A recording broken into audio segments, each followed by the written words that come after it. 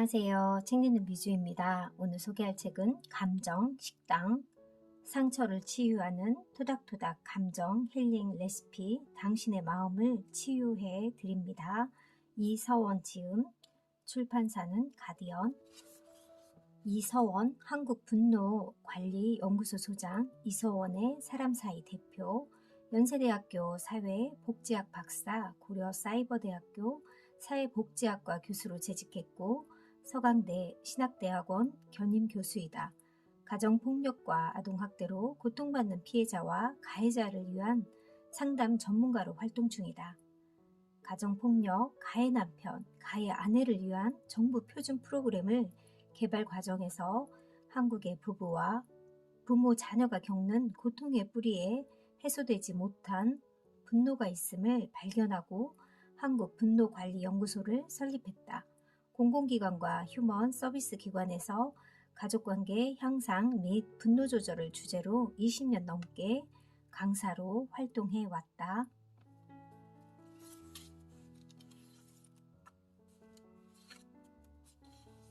프롤로그.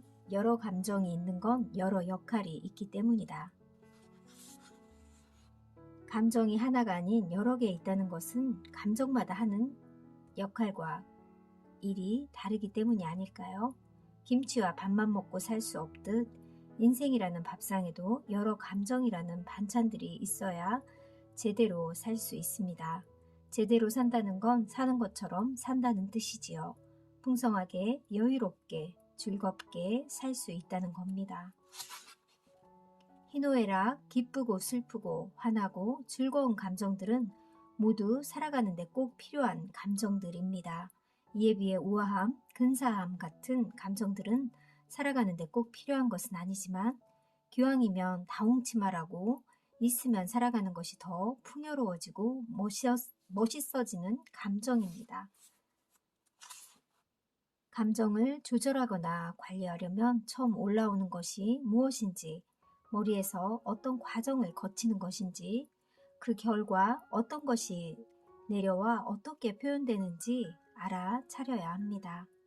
내 안에 생기는 두 가지 순수한 감정과 채색된 감정을 알아차리는 연습을 계속 하다 보면 마음이 화평해지고 평온해집니다. 불안과 두려움은 우리가 코로나 시대에 제일 많이 만나는 아픈 감정입니다. 얼른 코로나 시대가 사라지길 바라는 조바심도 자주 만나는 힘든 감정이지요.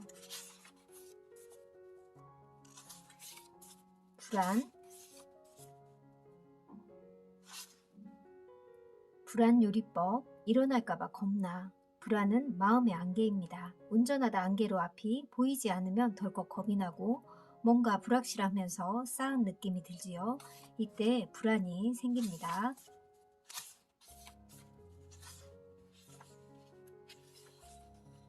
그리고 드리고 싶은 말씀은 혼자서만 불안과 싸우려 하지 마시라고 하는 거예요. 누가 듣든 적어도 내 사정과 심정을 나눈 한 사람을 두라는 말씀을 드리고 싶습니다. 아이들도 불안하면 엄마 품으로 달려들잖아요. 불안할 땐 내 말을 들어줄 누군가가 있으면 큰 위로와 위안이 된답니다. 도움을 청하고 함께 불안을 줄여줄 한 사람을 찾으시길 바랍니다. 친정 식구도 좋고 친한 친구도 좋고 평소 잘 지내던 다른 아기 엄마도 좋아요. 불안도 다른 감정들처럼 내가 알아차리고 다른 사람과 나누면 힘이 많이 약해지거든요.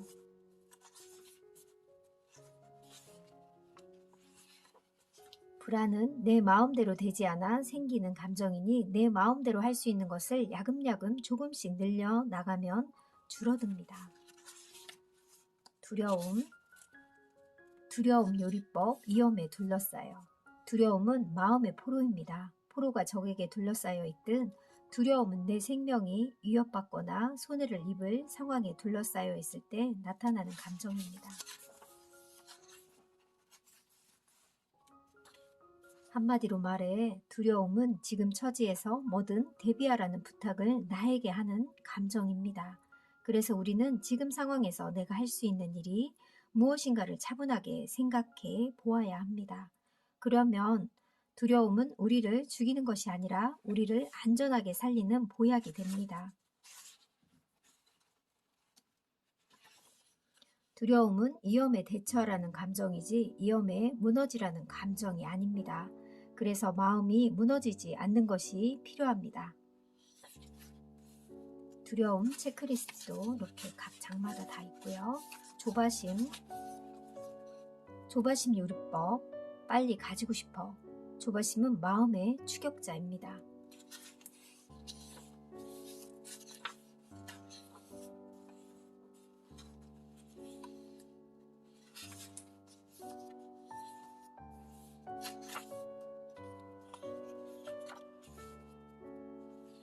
분노, 열받아 견딜 수가 없어. 분노는 마음의 불꽃입니다. 불이 나면 모든 것을 태워버리듯 화가 나면 아무것도 눈에 보이지 않습니다. 내 뜻대로 되지 않는 게 세상임을 기억하세요.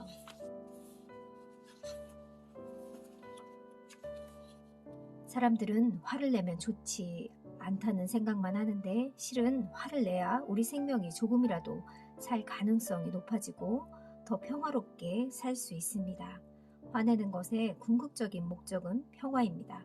화는 생존에 꼭 필요한 기본 감정입니다. 화는 대상이 있고 화를 넘어 목적이 있습니다. 이번 코로나는 목적은 건강하고 불안하지 않은 일상인데 대상이 명확하지 않다 보니 코로나를 퍼뜨리는 사람이 화의 대상이 됩니다.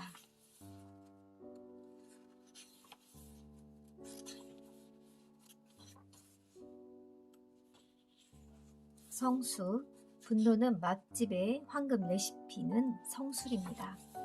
우리는 살면서 어릴 때 화를 낸 기억을 떠올리면서 얼굴이 붉어질 때가 있습니다. 그 정도로 일로 화를 내다니 나도 참 미숙했다는 생각이 들기 때문입니다. 생각이 너무 짧고 판단이 미숙하면 세상에는 화낼 일투성입니다.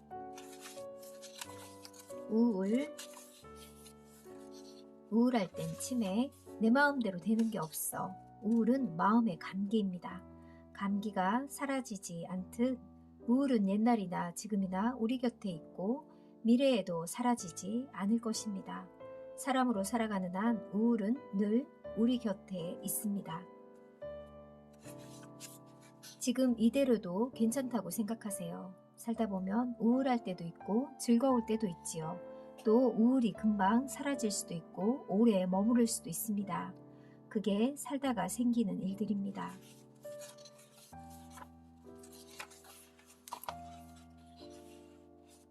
대충 살자. 우울 맛집의 황금 레시피는 대충 살자입니다. 우울이 깨끗하게 사라졌으면 좋겠다는 마음은 너무나 철저한 마음입니다. 빨리 사라졌으면 하는 마음도 너무 완벽한 마음입니다. 갈 때가 되면 가겠지. 뭐 있는 동안은 나랑 대충 살자 하는 마음으로 마음을 좀 헐렁하게 가지는 것이 도움이 됩니다. 미움은 마음의 독약입니다. 독약을 먹으면 죽듯 미움이라는 독이 오래 쌓이면 독약이 되어 서서히 내 마음을 죽이는 것입니다. 왜 그 사람이 미운지 내 기준을 찾으세요. 직장에서 유난히 꼴보기 싫은 미운 사람이 있어 가만히 생각해 보았더니 어린 시절 그토록 싫어하던 아버지의 모습을 고스란히 닮아서인 경우가 있습니다. 어떤 사람이 날 미워할지 상상해 보세요.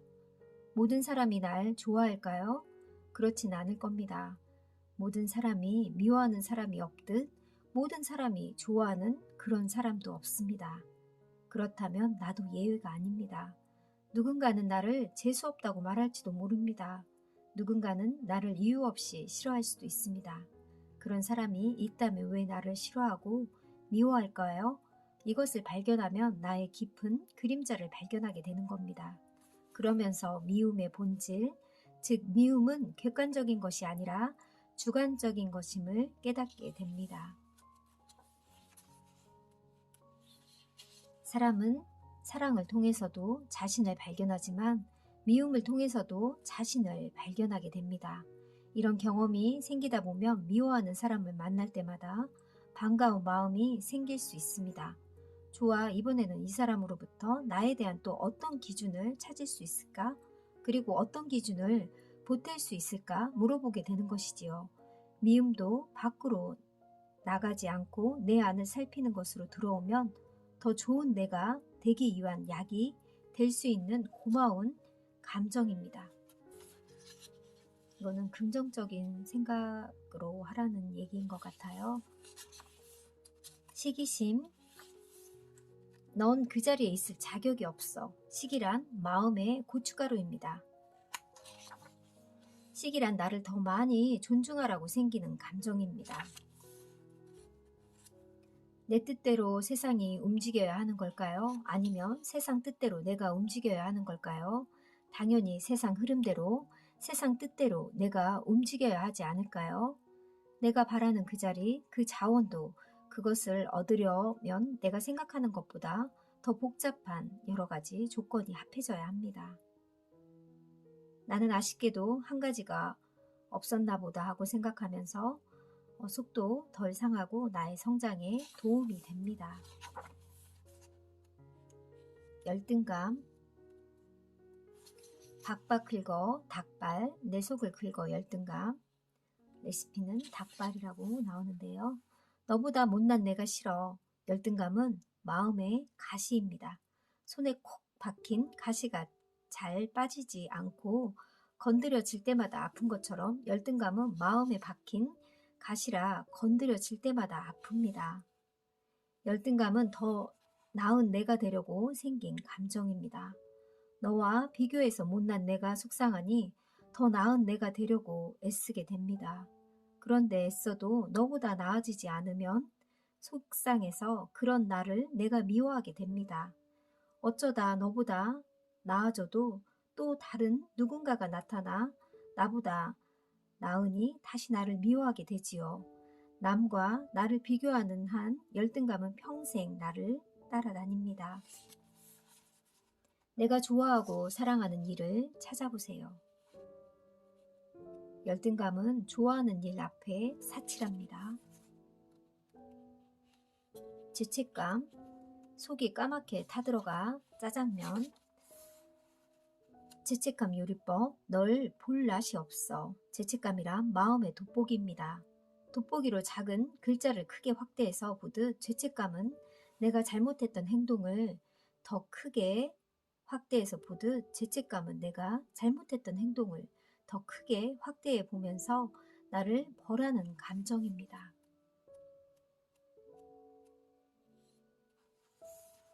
다음으로 독일은 죄책감의 의미를 제대로 이해했습니다.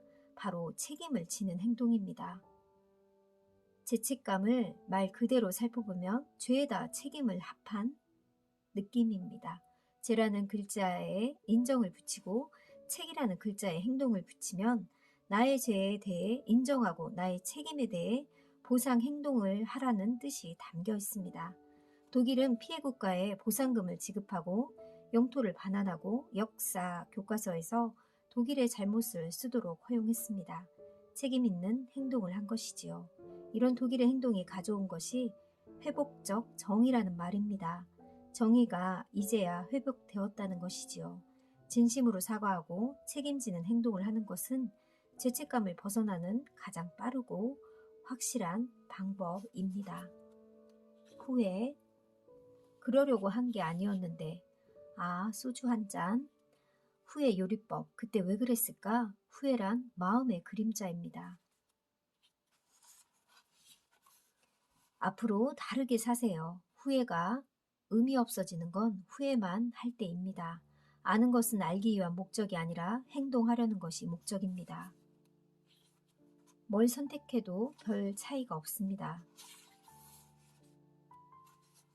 제가 권하고 싶은 방법은 펜시점에 가서 5,000원 정도 한도 안에서 노트나 필기구를 3초 안에 고르기입니다.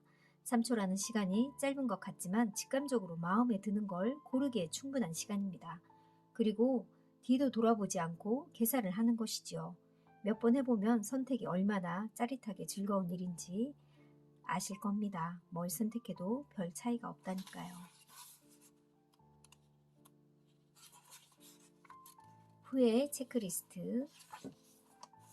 에필로그. 나쁜 감정은 없고 나쁜 요리사만 있을 뿐이다. 나쁜 감정은 없다. 감정 요리는 감정 패턴을 아는 데서 시작된다. 감정은 욕구에서 출발해 행동에 도착한다. 감정을 지켜보는 것이 감정이 시작되는 곳에서 끝나는 곳까지 보는 것입니다. 감정의 첫 출발점은 욕구입니다. 놀고 싶은 것은 욕구입니다. 감정을 지켜보면 일가견이 생긴다. 감정을 지켜보는 일을 하다 보면 우리에게 생기는 것이 일가견입니다. 아, 이런 욕구로 이런 감정이 올라오는구나. 아하, 감정은 이런 행동으로 표현되는구나. 아하, 감정이 이렇게 사라지는구나. 이렇게 일가견이 생기면 그 후에는 어떤 감정이 생겨도 크게 당황하거나 놀라지 않고 다음에 일어날 일들을 훤하게 예측할 수 있게 됩니다. 그리고 담담하게 그것을 지켜봅니다. 패턴을 알기에 불확실한성에 시달리지 않으며 마음이 불안하지도 괴롭지도 않습니다. 평온한 마음을 유지할 수 있게 되지요. 정말 매력적이지 않나요? 욕구만 잘 생각해도 맛있는 감정 요리를 만들 수 있다. 안전하고 싶어 불안과 두려움이 생긴다. 착하게 살고 싶어 죄책감이 생긴다. 현명한 선택을 하고 싶어 후회가 생긴다. 잘 요리하면 앞으로 비슷한 상황에서 훨씬 더 현명하고 지혜롭게 선택하는 멋진 나를 만들 수 있습니다. 나에게 상처를 주는 10가지 감정 관리법. 세상 유일무이한 감정 식당에서 맛보세요. 이 책은 감정을 주로 다루고 있으면서 10가지의 감정에 10가지 음식 레시피를 얘기해주고 그 감정이 어떤 감정인지 얘기해주고 어떻게 해결하는지 얘기해주는 감정에 관한 책입니다. 이 책으로 자기 감정을 좀 더 들여다보고 나의 감정을 빨리 인식하고 알아차리는 것도 중요한 것 같아요. 10가지 감정을 맛있게 요리하는 황금 레시피를 이 책에서 꼭 확인해 보길 바랍니다. 감사합니다.